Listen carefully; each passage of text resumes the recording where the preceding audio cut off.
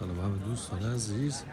آقا خواستم یه ولاگه کوچیک براتون بگیرم از خیابان 4 باقی اسمان. برای تمام دوستانی که دلشون تنگ شده برای این خیابون خیلی تغییر کرده، کفش سنگ فرش شده، دو طرفش بستن دیگه، ماشین نمیتونه به راه بیاد، فقط عابر پیاده میره.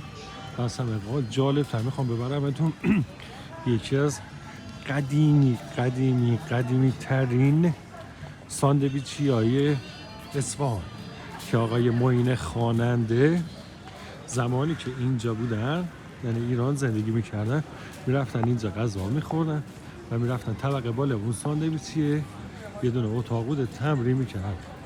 بالا رو ببین یه کافه خیلی باحاله به اینجا قدیمیه.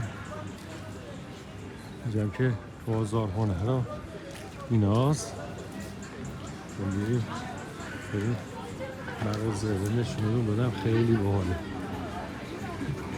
حالا من نمیدونم اون زمان این بازار چه بازاری بوده، ولی در حال حاضر اکثرا کتاب فروشی شده.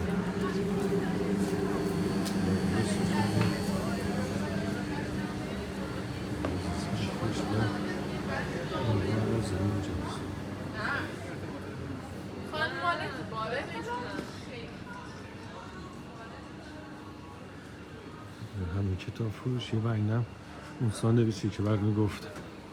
اینجا اون جایی که آقای معین میمده غذا بخوره.